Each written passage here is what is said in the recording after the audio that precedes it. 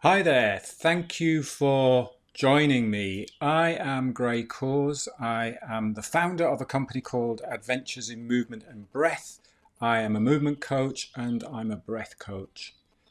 About this time last year, in March, when the UK first went into lockdown, I thought, what can I do on a Friday afternoon? So I invited a couple of friends, a couple of colleagues to share their stories, to do some presentations on a Friday afternoon to share with my clients. And I thought this is going to be a couple of weeks, this will be a good, fun thing to do. And a year later, we're still doing this. But actually, it's grown into a really, really good webinar. Lots of information. I've had some brilliant people involved in it as well. And this last week was no exception. I was joined by Sheelagh McNamara. Sheelagh is an international voice coach. She's worked with Oscar winners, politicians, business leaders, you name it, she's worked with them.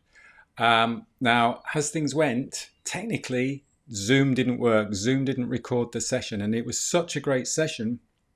So what we decided to do is to re-record the best bits. So you get the highlights from that session. Sheelagh will go through the exercises that she covered and a little bit of an introduction as well. The first question I asked Sheelagh was, how did you get involved in voice work? Right, thanks, Gray.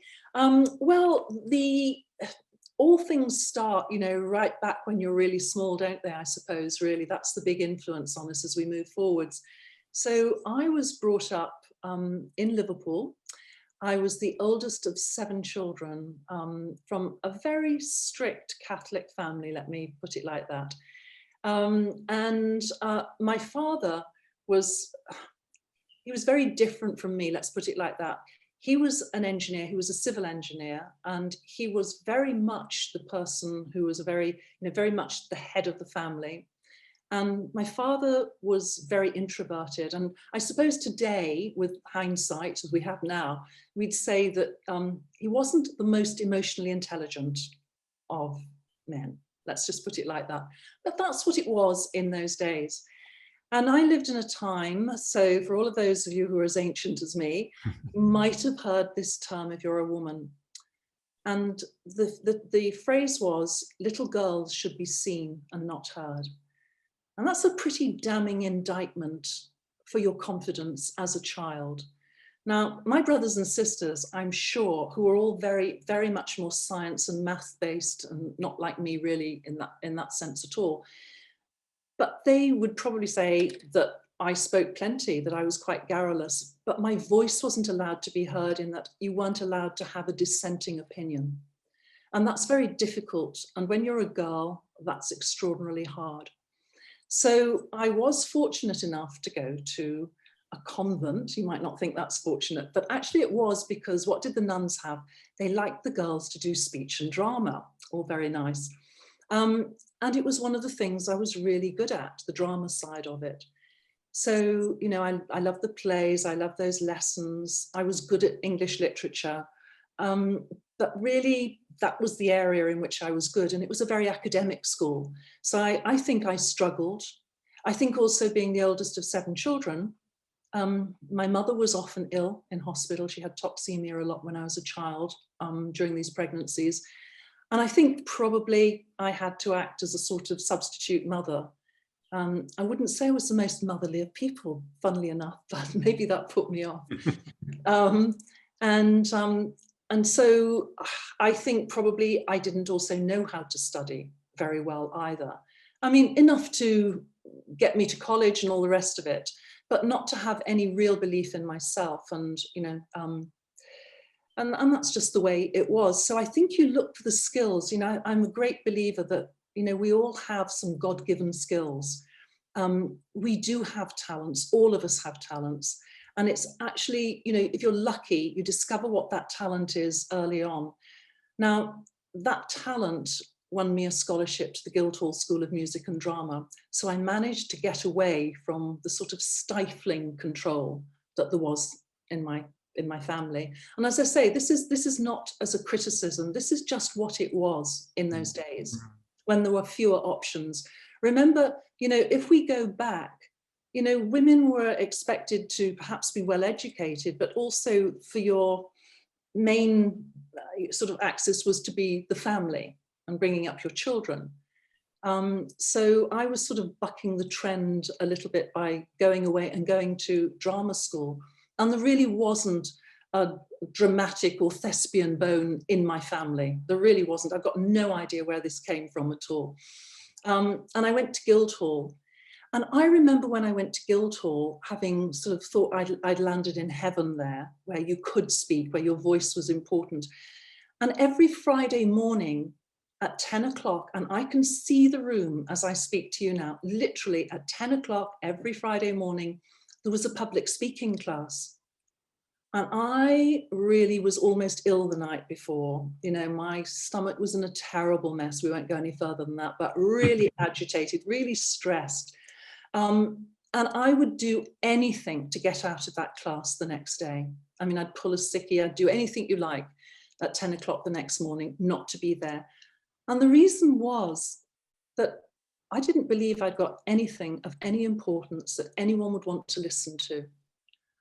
And that's really sad. And, I really hope that girls who are growing up now, well, we see that they don't have so much of that fear now. They are prepared to be very vocal at the time in which we live at the moment. And that's a really good thing, because you can't get to the top without taking back your voice. So I think, even though I didn't know that that's what I was doing at that point, I think I was taking back my voice in some way as I went on. So I wasn't a natural public speaker because I was scared, I was terrified. So I was able to understand where other people came from. I really wanted to act at that time. Don't know that I particularly had any more talent than anyone else. In fact, I probably didn't have. And there's a degree of luck involved in these things, and does your face fit and all sorts of things. But the only way my father would allow me to go to Guildhall was that if I trained as a teacher as well. So after Guildhall, I had to go on and train as a teacher, which I loathed him for at the time. But, I do give thanks now that I had that, because it gave me an academic qualification, which allowed me to move forwards. And some years later, having done lots of, lots of TV, sort of ITV, BBC, all that sort of stuff, small parts. For those of you who are old enough, you might recognize the name Z Cars. I did bits in that, and I am not going to give you my stage name. So there we go. And it was fun, but it wasn't going to lead anywhere at all. And I always had an interest in voice. Voice really, really interested me. And so I was very fortunate that I won a scholarship. Actually, I won a bursary to the Royal Central School of Speech and Drama. And I did a postgrad in voice studies there. That's the spoken voice, not the singing voice, because I've never had a singing lesson in my life. So I'm not going to ask anyone to do anything like that when they work with me. So that was the sort of genesis. And when by the time I went to Central, I'd already done a lot of work with people in business, because I'd been asked to, but I knew I didn't know enough. It's like, Gray, coming to the oxygen advantage, and I know I don't know enough. I don't know. The biomechanical stuff is very easy for me. Even the sort of psychological side of it is sort of normal for me. But the biochemical side, I've spent 35 years working in the communication field, working with the breath, with the voice at the top. And yet there's so much I don't know. And that's where I was when I went to Central. I knew there was so much stuff that I didn't know. I was going to get caught out one day. It was as simple as that. And at the time, they only took 6 people from the UK and 6 people from overseas. Now they take a lot more on that course. So it was very, very difficult to get into. But most of the people that were my colleagues on that, my peers on that, they've gone on to be very famous dialect coaches. We all had to learn to teach dialect, but these are people with particularly fine ears. In fact, one of them is the voice coach. You can look him up. I'm not going to say what his name is, but easy to find out. And he's the voice coach on The Crown. So, and most of the people who went into dialect as dialect coaches, they're on major films, Disney films, on the West End and Broadway, except for the last year.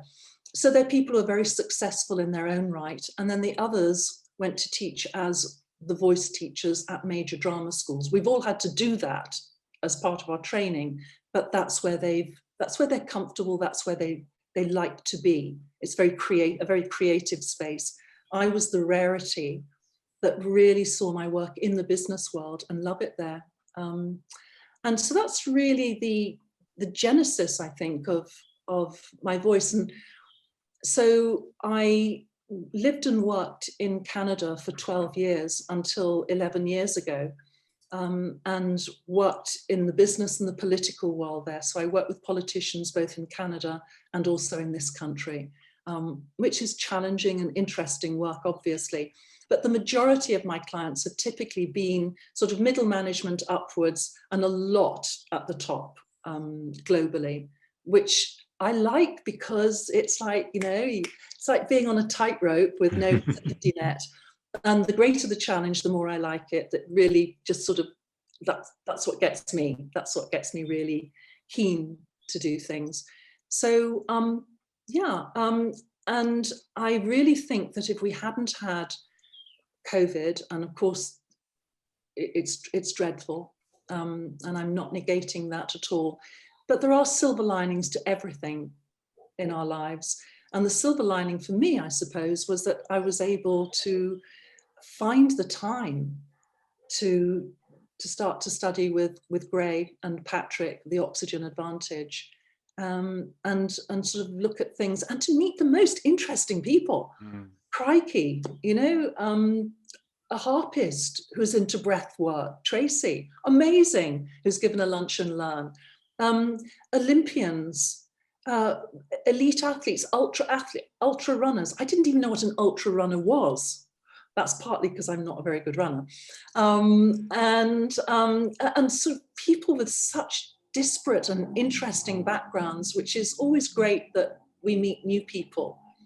So in this time of COVID, there definitely has been a silver lining here. So that's, I think, where I've come from, Gray, on this. What was your lead into the business world, actually? Because you're talking about a lot of people at college were moving into acting and voice coaching. So why did you veer off, and how did you veer off into business? Well, as I said, I'd already worked with many people in business before then. I don't quite know. I don't like to use the word blagged because it wasn't blagged, but I knew sufficient at the time. But I was very, very fortunate in the business world. One of my first clients was the president of, shall we say, a very, very famous soft drinks company. Okay, very famous indeed. And so I worked with him for a year, almost every week for a year.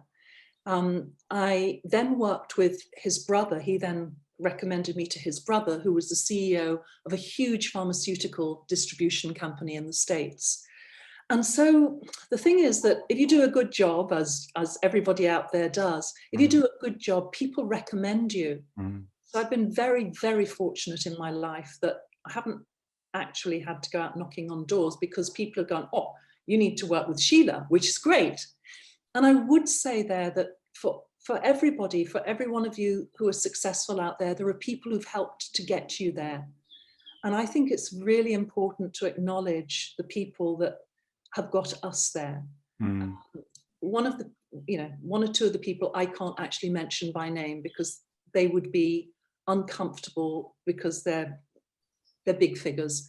But having people who have your back, who act as your mentor for you, these are remarkable people who are giving back and who then become friends as well. So some of them have become very, very close friends indeed. Having sponsors, people who will open doors for you, who talk about you, who push you into that uncomfortable situation There's that famous book, isn't there? I don't know who it's by, and it's called Feel the Fear and Do It Anyway, or who's something or other my parachute. I can't remember what was that called? There was a book about a parachute anyway, some years ago, which is basically about facing your fear and doing it anyway, because the only way we can move forwards is by taking that step into something that we're not really comfortable about. I heard a brilliant description recently. I do a lot of work with people interviewing for that next level job, not just working on what they're saying and how they're saying it, but actually working on what's going on in their head as well, because I have a background in executive coaching from Henley Business School and also in neuro-linguistic programming. So what's going on in our head that holds us back and that we can reframe. And I came across this sort of equation, as it were. I don't even know if it's the right word because I'm not very mathematical. But it's the 30-30-30 rule with a job when you're going for that next job. And 30% of it you should be able to do with your eyes closed. No sweat at all. The other 30% should be a bit of a stretch. And the other 30% should be white knuckle. And I think, I've had to white knuckle quite a lot. I did a TEDx talk. And let me tell you, no matter what you think that I might go out there and be really, really happy with this big audience, I was, but it was being filmed and you can never change it and it's never edited. And it was in a big West End theatre with a big audience. And it is terrifying, let me tell you. And I would love to have backed out from that just before it, but you can't. And then, of course, the problem is if you do what I do, people go, oh, well, the bar's not just here. It's here now. We expect no problems at all. And that's not what we're like as human beings.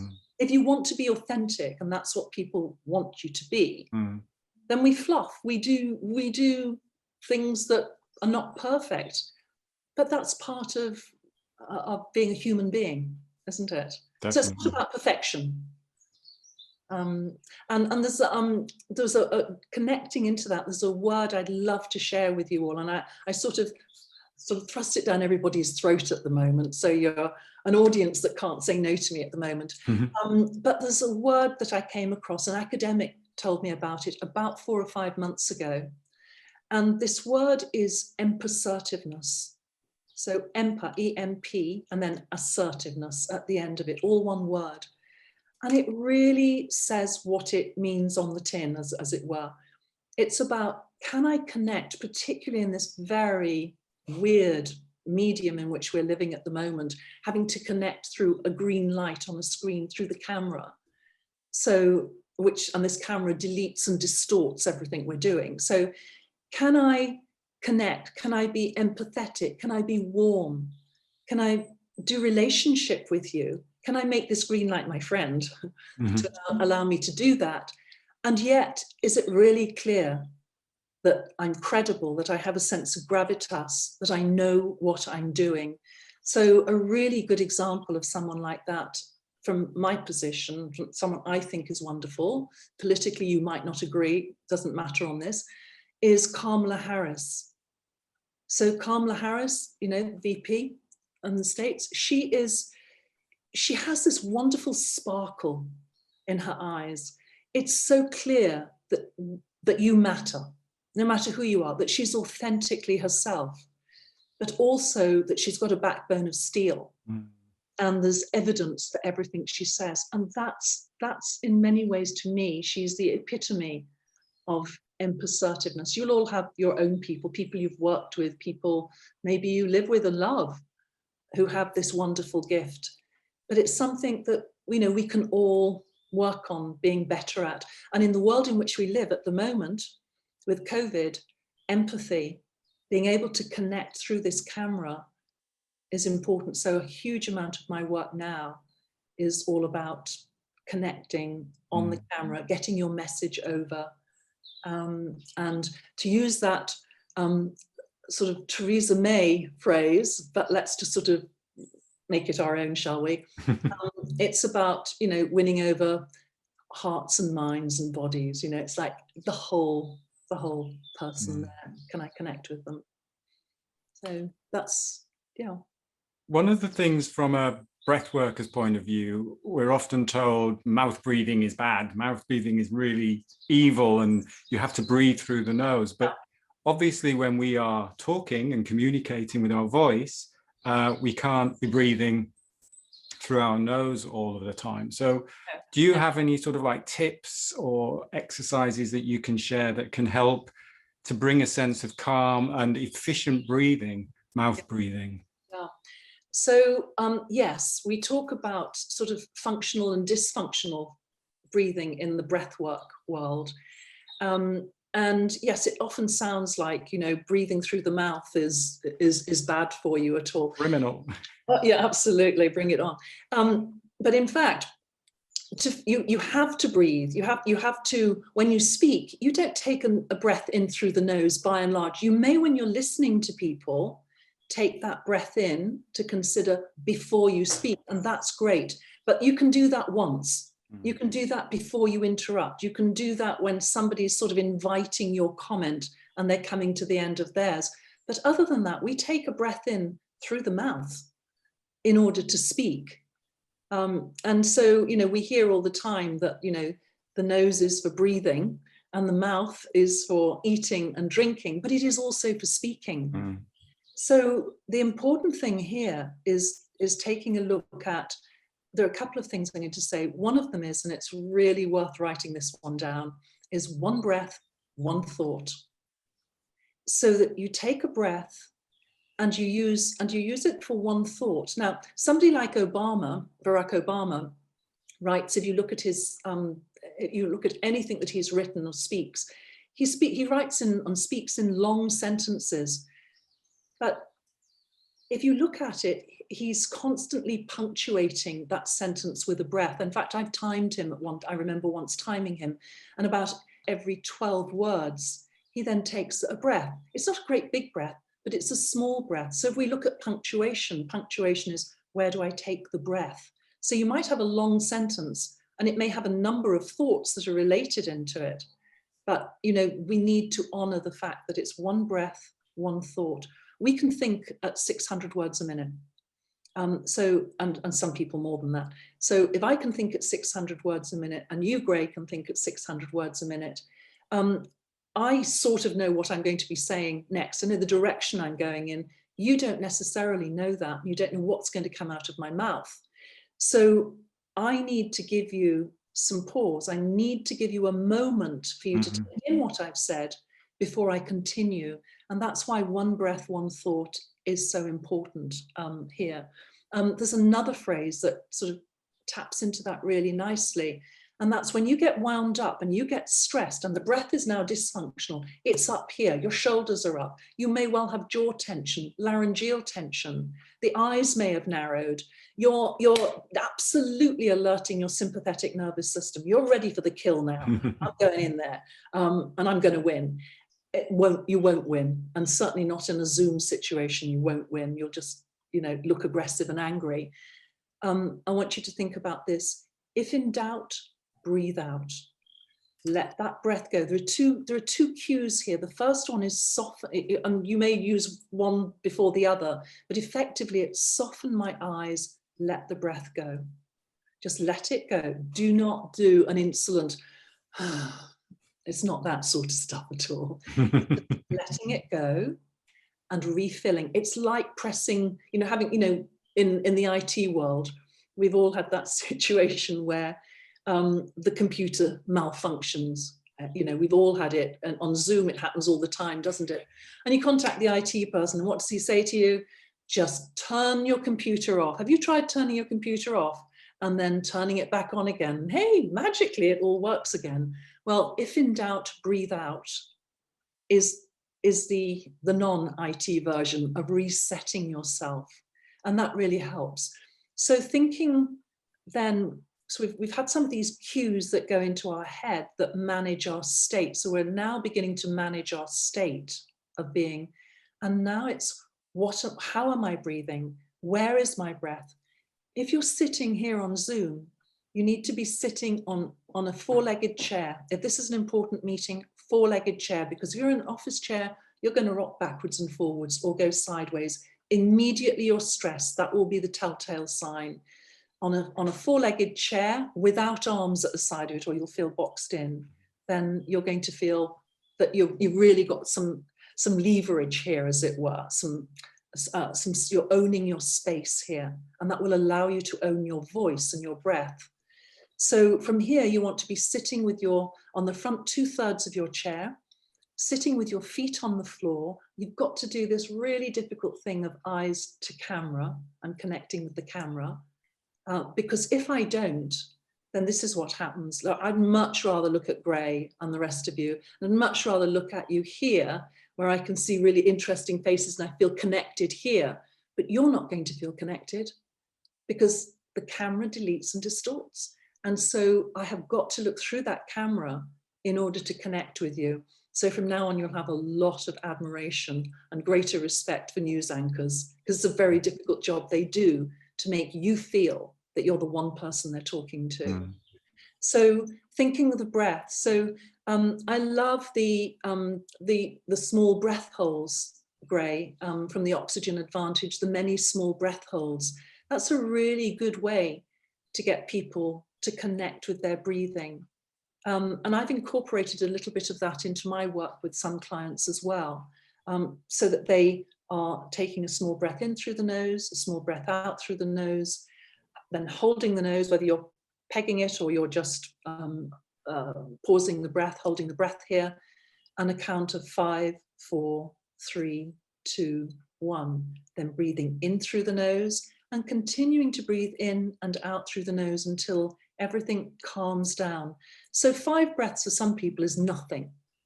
5 breaths for somebody who doesn't have very good lung function or isn't used to breathing down here, using what we'd call intercostal diaphragmatic breathing, that can be really hard and can put people into panic. And, and that's not talking about people who've got long COVID or have got COVID, where maybe they can only hold their breath for 1 or 2 counts and then build up the capacity of the lungs, the lung function. So that's a really good one. I also have a great exercise that I think I asked you all to bring an exercise band with you, so a resistance band here. So we'll get up on our feet in a minute and use that. This is great because when we've got a visual reminder and a physical reminder, we can build habits much more easily. So think about the gym, the things you use in the gym to help build your resistance, your capacity. So this is going to be an exercise we'll do here. I think the other thing that is really worth talking about is resonance and how the breath informs our resonance. So if I'm in dysfunctional breathing, so now let's just say I'm not doing what I've asked you to do, to sit on your sit bones, feet on the floor, on the front 2/3 of your chair. But now maybe you'll all copy me and just cross your legs and notice what's happened to your belly. Notice, because I can't get answers from you at the moment, but I'll sort of give you some suggestions of what may be happening. Your belly's got tight. Maybe your bum's tight as well, actually sitting there. Definitely, you might be, some of you, like really clamping your thighs together as well. All of this tension in you. And that means that the diaphragm, so let me just pull my screen down, the diaphragm cannot contract, can't flatten out, and for your lungs to expand with your intercostal muscles, which means that you're not getting breath down in, of course you can't breathe in your belly, but let's just think belly breath. It just helps from a visual point of view to think it here. So what happens is once you cross your legs and you put tension into your body, that's just an example of tension, then the breath comes up into your upper chest. Once the breath is in the upper chest, in this clavicular part of your chest here, your shoulders will be tight, your lats will probably be tight, your larynx, you'll have laryngeal tension, so that then you get a voice that's more like that, which is quite held and strident at times. And actually, if I'm doing this, you're probably all beginning to hold your breath because my breath's up here. And if I'm speaking, or you, if you're speaking, we have the lead breath. So we can take people into a state of calm, or we can take them into a state of extreme anxiety. So, where people will start to hyperventilate. And that's very easy to do to people if you know what you're doing. It's not a good thing to do to people, I might add. We want to take them into a calm place. But if I'm here, my legs are crossed, or that's just an example of tension in my body. And the 4 areas where you're really going to be aware of tension is tension in your jaw, tension in your shoulders, tension in your belly, and if you're standing, tension in your knees. If any one of those 4 areas is locked out, is tight, I can guarantee that the voice will have next to no flexibility, and you'll have very limited resonance. So if my legs are crossed, I am very likely to have a lot of tension in my larynx, which is cutting off any breath really going, or any resonance to my chest here. And my range will be up here. So, you know, I'm going to be up here. So I could put my hand on my head, maybe you'd all like to copy me, and just hum up here. So it's a very falsetto sound. And you go, Monday, Tuesday, Wednesday. It's much higher than you'd normally speak. But actually, we do a version of it sometimes when we get really stressed and the breath is high. And then if you bring your fingers to the side of your nose, but you don't squeeze it, they're just literally there. I want you to think, actually uncross your legs now. So you're sitting with your feet on the floor, sitting on your sit bones. I want you to think also that you've got a confidence string, a string attached from your coccyx up through your spine and up through the top of the head, through the crown of the head. And here, all I want you to do is direct your attention to the nose and just hum in the nose without squishing it. So,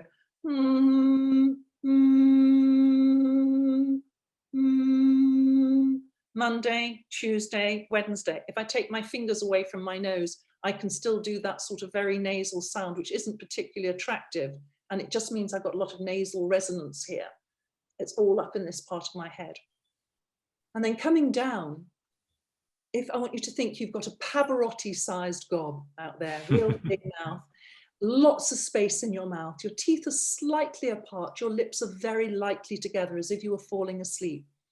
And I want you just to hum here and just feel that sound resonating around your mouth. So, and you may feel a buzz, a tingle on your lips or around the jaw or the bottom of your nose. When you've got that, you know that the sound is placed forwards. And that really aids the voice. It aids lip reading as well, because we all lip read to some extent or other. Now put your hands, your fingers, don't squish your larynx, but just put your fingers around your larynx there and just hum here. Monday, Tuesday, Wednesday. And when you do that, you'll feel lots of vibration in the voice. Of course, this is going to vibrate because this is where the vocal folds are. And then put your hands, I want you to give yourself a real, really waken up the resonance here. So we've got a, ah, and you can actually go further and take the other bones in your body and take a good old, ah, oh, can't see me, can you? Ah. So what you're doing there is really wakening up the resonance. It really gets you quite lively, actually, this one. Put your hand here, just rub your chest here, upper chest, and just hum from here. I'm going to a Monday, Tuesday, Wednesday. So what you can hear here is that the voice has dropped down. I haven't done a, Maggie Thatcher. I haven't suddenly started talking very, very pharyngeally and very deep and very affected. It's not that at all. But what we have is we have all these resonances in our body. The problem is, if you cut the breath off, so if we go into dysfunctional breath again, into dysfunctional breathing, where you're breathing up here, using the shoulders, tension in the jaw, limited resonance here, and the mouth doesn't even open very much, you cannot get this chest resonance. As human beings, we've got a pitch range of, like the smallest man to the biggest woman, as it were, but right across the human range, we have a pitch range of potentially 24 notes. If you guess how many people use on an average day, providing you're not screaming at the kids or whatever, then it's about 3 or 4 notes that people use, and particularly in a business world. And that basically, I know monotone means one tone, but basically that's monotone in human speak. And so in order to get more variety with people, to get more variety in our voice so we can communicate, hey, I've got something really interesting I'm about to say now. Listen up. This is very, very important. In order to get some of that range, you need to use your eyebrows because it's one of the predictors of pitch. Obviously, it comes from your brain, the instruction, but there are certain places where pitch is very affected. One's your larynx, one's your soft palate, the other's your eyebrows. I defy anyone to try and change their pitch thinking about their larynx while they're having a normal conversation, or their soft palate. But your eyebrows, so if you think up to your eyebrows at the beginning of a sentence, then as you run out of breath, your pitch naturally comes down. If you don't believe me, try it, counting to about 12, so that you think up to your eyebrows. Let's do it all together. Okay, on a count of 3, we'll start. We're going to count to 12. Some of you may not get that far, go as far as you can go. And you think up to your eyebrows. That doesn't mean a squeak up there. It's just I think up. I use the eyebrows because the eyebrows signal, I've got something to say. They also signal, I want to interrupt as well. So let's do it on a count of 3. 3, 2, 1. Monday, 1, 2, 3, 4, 5, 6, 7, 8, 9, 10, 11, 12. That's about the bottom of my pitch range as well. So you can actually see, feel that pitch range there. And if you want to know where your optimal pitch range is, where does your voice naturally sit? Where does it want to live easily? All you've got to do is sing the first few words of happy birthday, not with other people around, because otherwise you'll harmonize. Just do it by yourself somewhere. Or you make that noise of assent, that sort of that sort of noise. And that's where your voice is really comfortable sitting. And what we need to do is to increase the range. And you can only do that, honestly, through having the base work right, which is the breath right, so that the breath is supported by the diaphragm. And what's optimal is to be able to get, a few notes above and a few notes below. So if I were to say to you, 4 notes above and 4 notes or 3 notes below, maybe for a lot of people. So that gives you a really good range. You're moving more to the octave range. And if we've got a range of an octave in our voice, we can really communicate effectively. So this resonance exercise of particularly opening up the chest resonance, and for all the women who are listening here now, chest resonance is what gives you gravitas. This is not about trying to be like a man. It's nothing to do with that at all. We've all got undertones and overtones in our voice. It's using what we've got to communicate really effectively. So that's one thing that you can do. And then the next thing, another exercise I'd love to share with you. I asked you all to bring a cork with you.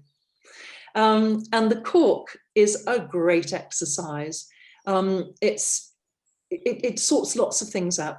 On Zoom, you're heard if you speak up. You're heard if you're prepared to interject. And you don't need masses of volume. So if I were to really sort of use loads of volume, you'll all go, whoa, leave me alone, keep away from me. I know you could sort of immediately mute me or turn my volume down, that helps. But for people who find it difficult to be heard, and where people are always going, well, can you say that again, speak up, I can't hear you. And after a bit, that's very, it chips away at your confidence a great deal. On Zoom, you can be heard if you're prepared to speak up and drive through to the end of your sentence. But so in terms of, this is great in terms of volume back in the real world again for you.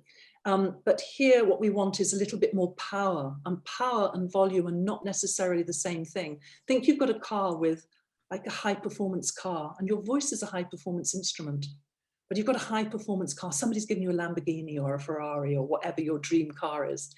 And you would never drive it all in the top gear or the bottom gear. Not that these cars probably have things like gears, I don't know. But you know what I mean in terms of power, range. So that you want to be able to go through lots of gears on here, and that's about the power of your voice, the range of your voice.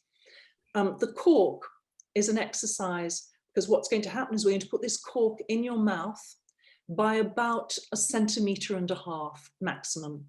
You hold it with your teeth like that. Not maybe your best look, but it doesn't really matter. And when the cork is in your mouth and you speak, it forces your tongue tip to work really hard. And that's what you need for fine articulation and diction and clarity. So any sounds you find difficult in English or any language to make, or words, this is a really good way of doing it. So it exercises your tongue tip. It exercises the sides of your tongue. It exercises your lips. So these are your articulators that we're talking about here, and your soft palate, which is right at the back of your mouth and ends in that dingly dangly bit, the uvula at the back of your throat there.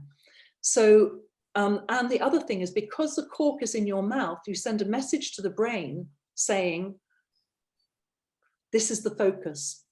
I want you to think forwards, and my mouth is much more open. So I have much more oral resonance. If I have lots of oral resonance, I also have chest resonance. It reflects very quickly. So your mouth is your primary resonator, but your chest is a huge amplifier of your voice as well. So we're going to say, just going to do this simple exercise, days of the week. You can say the days of the week, the months of the year, and then counting to 15 with the cork in your mouth. Now, when you get to 15, you can't swallow your saliva with a cork in your mouth. So you'll be full of saliva. So drooling is not anybody's best look. So take the cork out of your mouth, swallow, and then you're going to say the days of the week. That's all. I want you, starting with Monday, by the way, in case anyone's in any doubt. And when you've done that, I want you to just notice, how did that feel? How did it sound? All the athletes of you out there that I love working with, because I've worked with a number of athletes who are coming to the end of their playing career and then have to speak for a living to engage people and motivate people. I love working with athletes because their muscle memory is so good. They're so kinesthetic that they feel this stuff straight away. They may not hear it necessarily, but they feel it. It's in their body and they can then replicate the feelings, which is a treat to work with, let me tell you. So are you all game for this? Okay, great. So cork in the mouth, and on a count of 3, put the cork in your mouth. So it's days of the week, months of the year, counting to 15. Take it out, swallow, speak the days of the week without it. Okay, 3, 2, 1. Monday, Tuesday, Wednesday, Thursday, Friday, Saturday, Sunday. Get some range in it. January, February, March, April, May, June, July, August, September, October, November, December. 1, 2, 3, 4, 5, 6, 7, 8, 9, 10, 11, 12, 13, 14, 15.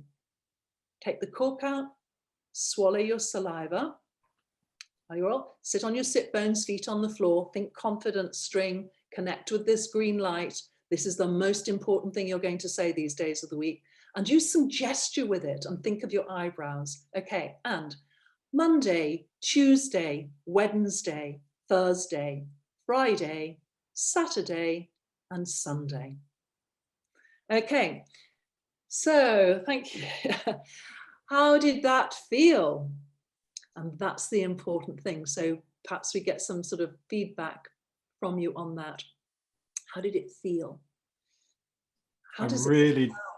Yeah. I'm just going to say, I love that exercise. All of this stuff is a lot of the stuff that we use in Qigong, actually, to sort of like release energy. And the sounds and the vibrations, the healing sounds, these healing sounds and release breath. So a lot of synergy in that. That's great. Fabulous. Yeah. And some of the sounds that we can really use to connect the voice with the breath. Now, these are what I call practice exercises. Most people don't normally go around communicating like this. I mean, I love Qigong. I mean, it's your influence, Gray, that's made me discover a little bit of Qigong as well. It's exciting because of how it links to the breath so well. But I'm a big Reformer Pilates fan. So it's been terrible that I don't have one. So I've got to wait for the, for the gyms to open to be able to use one again. But Pilates and yoga, they're so breath dependent, very, very important. But the thing is that with neither of them do you use it for communication, because most people don't go around communicating with Om, let's face it. But you can use those sustained sounds to connect with the breath. So that if you put your hand on your belly, if you put your hand around your navel area, and you put one other hand on the widest part of your rib cage, so these more or less these bottom two ribs here, make sure that your shoulders are relaxed, and make sure your eyes are relaxed as well. You're sitting on your sit bones, feet on the floor, and think of that confidence string as well, so the spine is beautifully stacked. And all we're going to do is we're going to take a breath in through the nose for about 4 counts and out on a sh sound, so a shh. So you sound like a balloon that's just been popped completely, or a tire, a leaky tire. So on a count of 3, let's take that breath in through the nose and exhale through the mouth.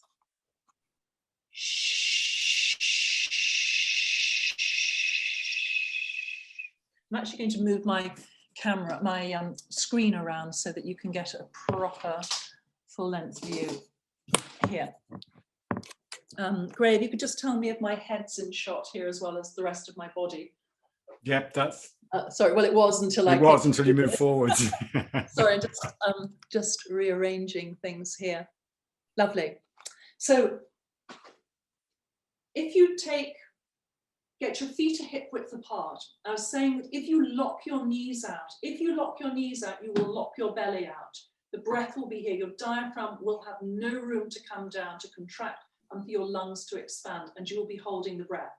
We don't want to do that. So let your knees be soft. That does not mean you look like you've just come back from a skiing holiday or you're going to the loo. It's not that. It's just that they're just gently soft. They're not locked out. Think of that confidence string. Put your fingertips around your navel. Fingertips give you very good feedback. And then put your other hands, the knuckles of that hand here, making sure all the while that your shoulders are relaxed and soft. And all you're going to do is do that thing. You're going to take breath in through the nose for about 4 counts, and you're going to exhale on the sustained shh. And again, take a breath in through the nose. And this time out on a su sound, like a very snaky sound, su.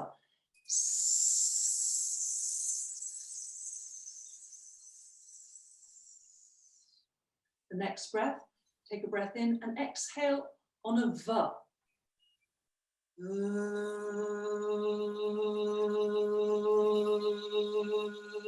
So now you're adding sound to the breath as well. And the v sound, your top teeth are just grazing your bottom lip. Let's do that once more. Make sure your knees haven't locked out. So take a breath in through the nose and out on a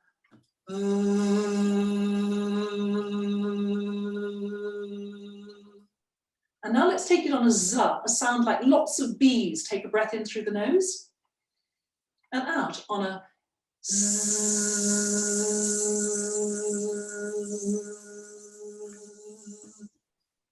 And you'll notice when it wobbles, that's when you've lost the connection with the diaphragm.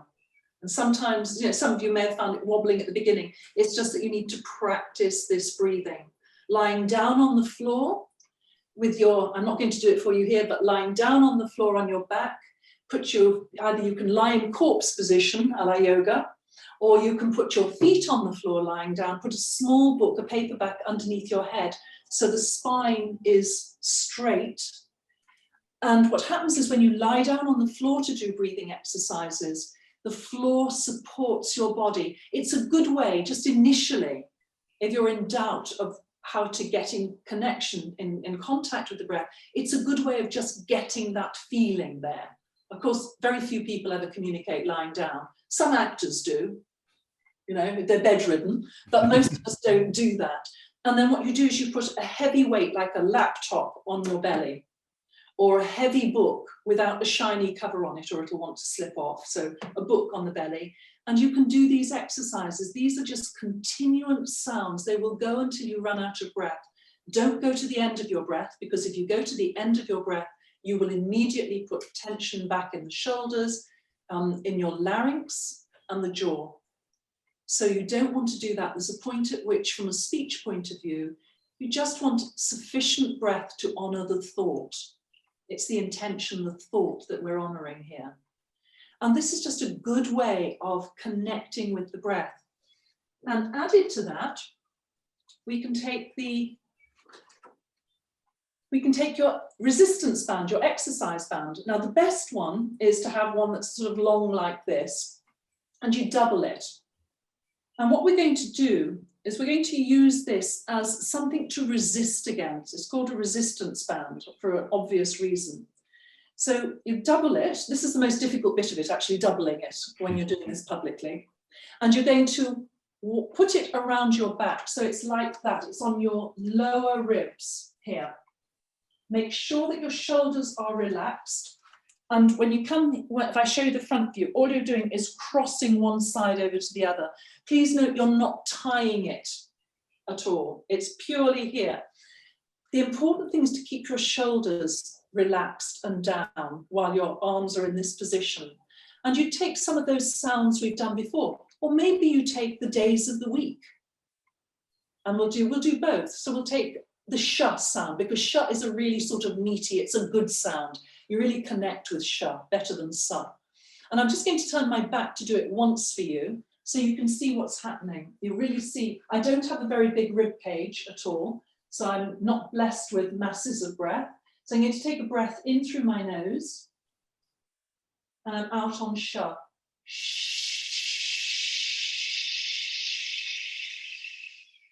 Now note what I'm not doing. I'm not doing shh, because there won't be much going on there at all. And a lot of kids are taught to take a breath, or we've all been taught in childhood to take a breath up here, because very often when a doctor puts a stethoscope on our chest and says, in front of you, now take a nice deep breath in, they go, and they really should know better than that.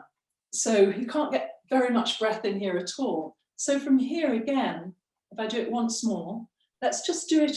We're just going to take the days of the week, but we're going to build them up. So first of all, you're just going to take a breath in and say, Monday.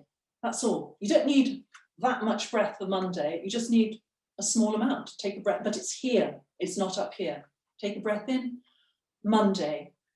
I take a breath in. I'm going to go as far as Wednesday. I want you to think about eyebrows as well. So think up to your eyebrows. Monday, Tuesday, Wednesday. So Monday might be like saying no or yes. Going to Wednesday might be, let me think about it. And now I'm going to take a breath as far as Friday. So take a breath in. I hope you're all doing this at home. Take a breath in and eyebrows. Monday, Tuesday, Wednesday, Thursday, Friday. And now I'm going to go to Sunday. Take a breath in, think eyebrows. Monday, Tuesday, Wednesday, Thursday, Friday, Saturday, Sunday. You can also hear my voice coming down in pitch as I run out of breath. I love this exercise. I'm going to come and sit down again now. But I love this exercise with the exercise band because it gives you something to resist against. It gives you a real feeling of power of the breath. And, excuse me, just lighting in the right place. And so you get a really strong feeling of being in connection with your breath. And let's face it, you know, we need the breath for sport. We need it for all the things that we're doing from a sports point of view. But we primarily need breath to survive, to live, and we need it to communicate. Mm. So the title of this talk was the power, or is the power of your voice. The power of your voice lies in your breath. And for many, many people, they've had their voice taken away from them in childhood or in a relationship or at school, perhaps. So how many times did you put your hand up in class and never get asked? Because, you know, the clever boys or the clever girls or the favorites got asked. How many times when you were young were you told to shut up or keep quiet? Or told that this is inappropriate? Of course, there are things that are inappropriate and you do have to be told in cases like that. But, you know, I think we can all work out that many times our voice has been taken away from us. But that is not exclusive purely to women. There are lots of men whose voices have been taken away as well. So, and initially, when I started working in this field 35 years ago, at that point, I'd say the majority of my clients, certainly my senior clients, were nearly all men. It's only been recently, it's only really been in the last 5 to 10 years that there are more and more women in senior positions. And there are going to be more because this year has been a year of many changes from a social point of view. And young women are not going to have their voices taken away from them any longer. But, you know, nor should young men have their voices taken away either. So I think those are some of the exercises that I thought might be helpful and might get you to sort of really own your voice. One of the key things I think is to believe in that what you have to say is important. You know, if you're successful at what you're doing, if you've lived long enough, if you're successful at what you're doing and you're young as well or older, you know, you have so much experience, so much to offer people. So really, you do the world a disservice if your voice isn't heard. And I'd like to sort of end this little tiny bit here on a saying that comes from Maya Angelou, the Black poet, author, great friend of Obama's and of Oprah's as well. And she died probably about 3 years ago now. And she said something, she was a very, very charismatic woman. If you haven't heard her speak, it's a treat. Go on YouTube and listen to her speaking. She has a voice that's like velvet. It's just wonderful to listen to. And what she says is wonderful. But she says about herself, and I think we can all apply this to ourselves as well, people may forget what I said. People may forget what I did, but they will never forget how I made them feel. And that's ultimately what we should all be doing in life. How do I leave people feeling? Because you can be the cleverest person on the planet, and I've worked with lots of them, but they're not necessarily the best communicators. And perhaps they haven't thought about how they leave people feeling. If they don't, I do let them know. I love that. I think that's fabulous. Thank you. So we've got a really great treat for you today. I thought that thinking about my work with the breath, who makes a real demand on the breath? And I know you did some humming last week with Mike in the class, that lovely group hum. And I thought today, well, the person who really makes demand of our breath is Shakespeare. Okay, I get the shock that's be going out there.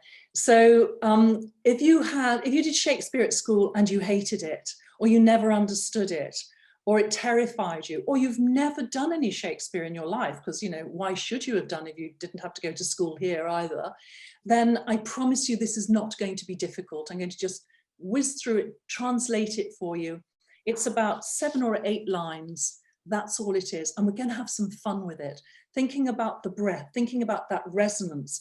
I want you to think about gesture, about really using your space, finding your voice, really having a bit of fun. You can be quite thespian with it. You can be quite actory. You can imagine you're on the stage at the RSC when it opens up again, or bigger, the Globe Theatre and the outdoor theatre in London. And it's a speech from Henry V. And in 1415, King Henry V invaded the port of Harfleur, which was in Normandy in northwestern France. It was the principal seaport there. Now, when Henry invaded France, the French had a much bigger, many, many times bigger army than we had.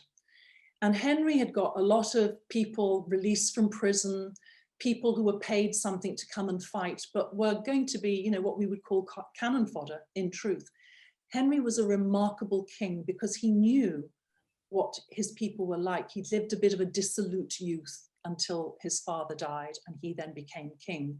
So he actually knew what people were like. He'd been to the, you know, the whorehouses. He'd been to the you know, the pubs, as we would call them now, the drinking holes. He'd associated with Falstaff and all the bad people around at the time. And of course, once he became king, he had to leave those ways behind him, but it had given him an understanding of the common man, as it were. So Henry they're going into battle, and Henry is saying to them, we've put a breach in the walls, the harbour walls here. If we can invade the town, we get control of the harbour, we get control of this part of France, and we will win our battle against the French. And so I'm going to pull up the speech here. There's a lot more to it than this, obviously, but I'm just going to pull up the speech here for you.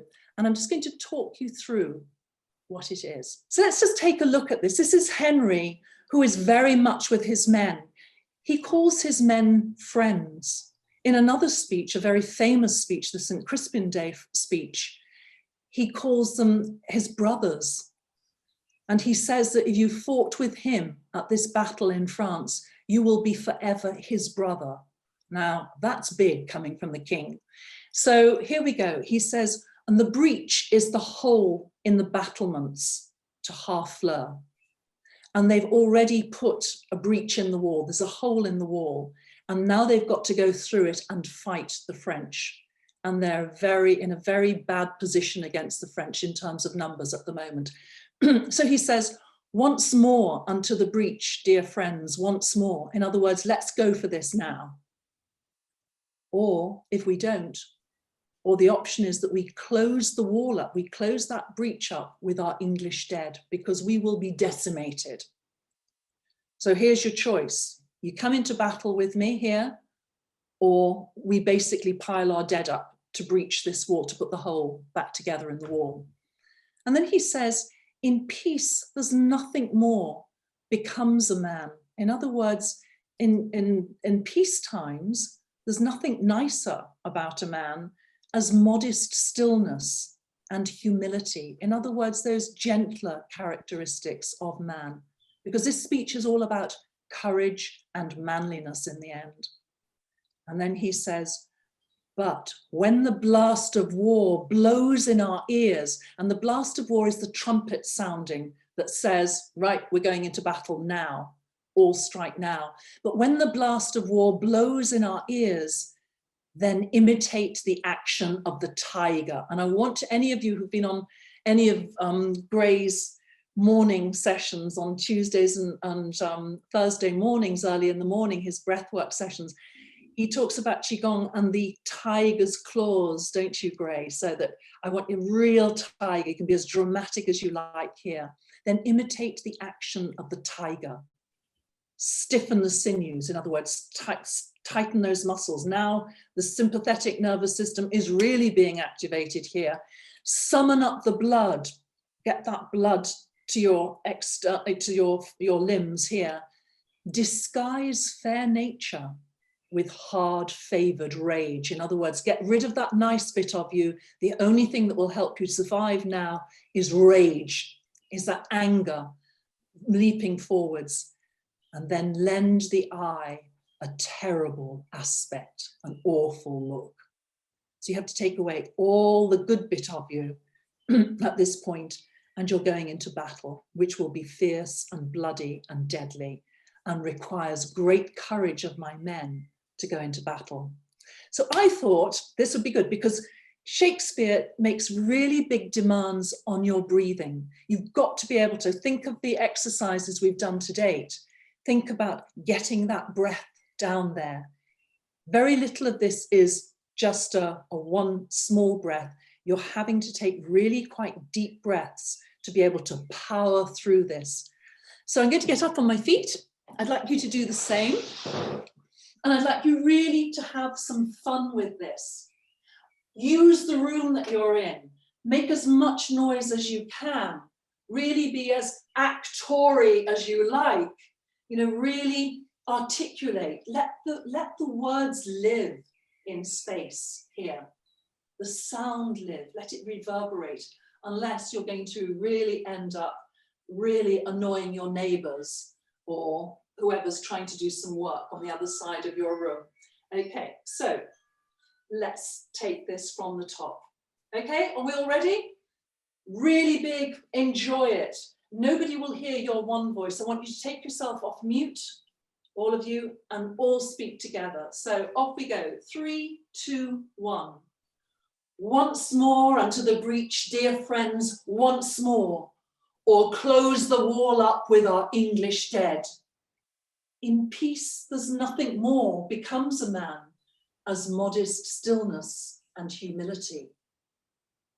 But when the blast of war blows in our ears, then imitate the action of the tiger, stiffen the sinews, summon up the blood, disguise fair nature with hard-favoured rage, then lend the eye a terrible aspect.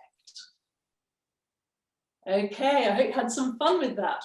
So we've connected the breath with the voice and with the body. So I hope you've enjoyed that. We've taken a look at some of those key phrases, thinking about one breath, one thought, being alert yet relaxed, so you're very comfortable in your own body. Taking a look at our breathing, at some resonance, and then at linking the breath with some words here, whether those are the days of the week or whether it's Shakespeare. Thank you. That's excellent, Sheelagh. Thank you so much. And I always like to finish on a quote, and you've chosen this, what I think is a pretty excellent quote and sums up everything we've looked at today. If I just share this with you. Yeah. So I do think it's an important quote, this one from Jim Rohn.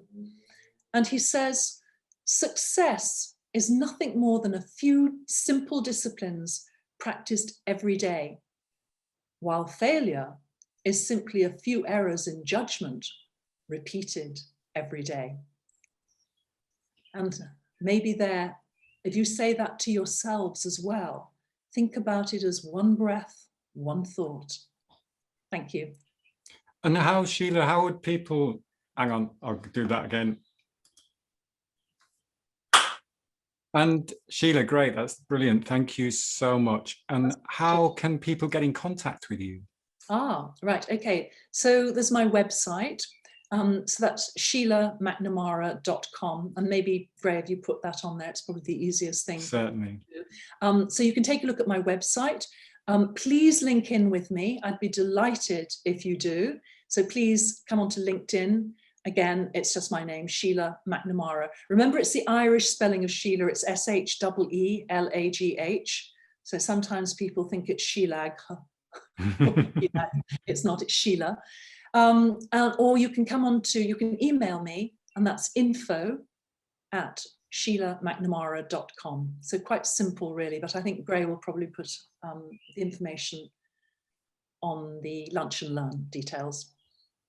Thank you. Brilliant, excellent. And thank you everyone for joining. Thank you for your time and attention. Thanks again to Sheelagh, and we will see you all very soon. Thank you. Thanks very much.